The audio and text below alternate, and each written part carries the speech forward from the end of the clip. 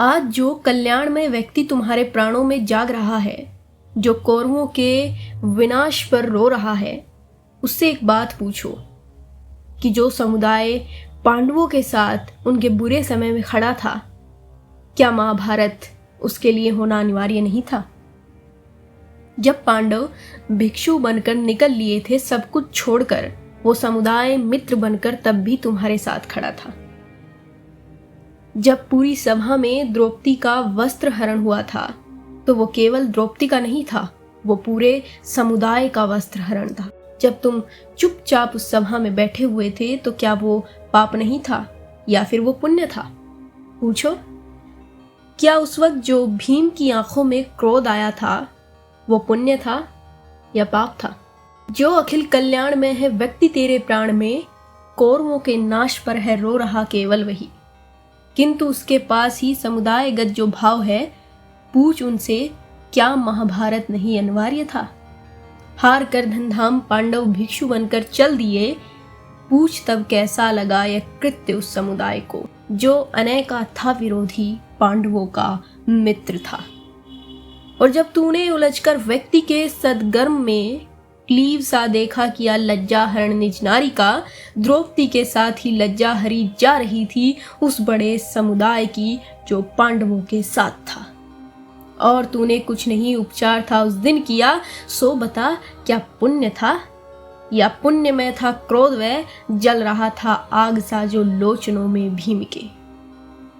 और आगे वो गुस्सा होते हुए धर्मराज युधिष्ठिर से कहते हैं कि कायरों सी बात कर मुझको जला मत, आज तक रहा आदर्श मेरा वीरता बलिदान ही, जाति मंदिर में जलाकर शूरता की आरती, जा रहा हूं विश्व से चढ़ युद्ध के ही यान पर।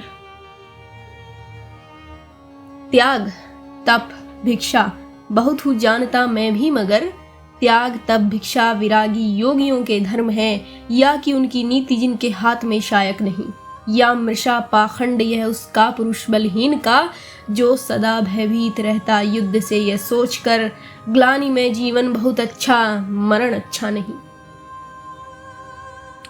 त्याग तप करुणा समय से भीग कर व्यक्ति का मन तो बलि होता, मगर हिंसक पशु जब घेर लेते हैं उसे काम आता बलिष्ठ शरीर ही। पितामह भीष्म कहते हैं कि अगर तुम किसी ऐसे जंगल में जाकर फंस जाओ जहां हिंसक पशुओं ने तुम्हें घेर लिया हो, तो क्या तुम उनसे वार्तालाप करके उन्हें समझाकर वहां से जाने का अनुरोध करोगे या फिर अपने बलिष्ठ शरीर का उपयोग करोगे? सत्य ही है कि तुम अपने बलिष्ठ शरीर से उन पशुओं से लड़ोगे और वहां से जीत कर निकलोगे। आगे कहते हैं, और तू कहता मनोबल है जिसे, शस्त्र हो सकता नहीं वह देह का, क्षेत्र उसका यह मनोभय भूमि है, नर जहां लड़ता ज्वलंत विकार से। यानी मनोबल अच्छा है, लेकिन मनोबल हमारे शरीर का शस्त्र नहीं है, वो एक ऐसा युद्ध स्थल है जहां हम आंतरिक रूप से लड़ते हैं। कौन केवल आत्मबल से जूझकर जीत सकता देह का संग्राम है? पाशविकता खड़ग लेती जब उठा, आत्मबल का एक बश चलता नहीं। जो निरामय शक्ति है तब त्याग में व्यक्ति का मन ही उसे है मानता, योगियों की शक्ति से संसार में हारता लेकिन नहीं समुदाय है।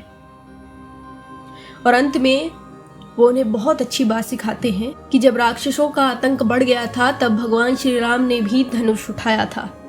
मर्यादा पुरुषोत्तम थे जो, उनसे ज्यादा मर्यादा संसार में कौन जानता होगा।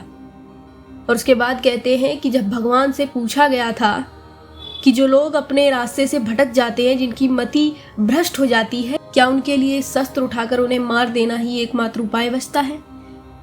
क्या वो तप और त्याग से नहीं सुधारे जा सकते? तब भगवान ने कहा था, जो पतित होते हैं उन पर त्याग और तप का वश नहीं चलता, और जहां त्याग और तप काम नहीं आता वहां काम आते हैं शस्त्र। कानन में देख अस्थि पुंज मुनि पुंगवों का, दैत्यवध का था किया प्रण जब राम ने, मति भ्रष्ट मानवों के शोध का उपाय एक शस्त्र ही है, पूछा था कोमल वना वाम ने। नहीं प्रिय सुधर मनुष्य सकता है तप त्याग से भी, उत्तर दिया था घनश्याम ने, तप का परंतु वश चलता नहीं सदैव, पतित समूहों की कुवृत्तियों के सामने। नमस्कार।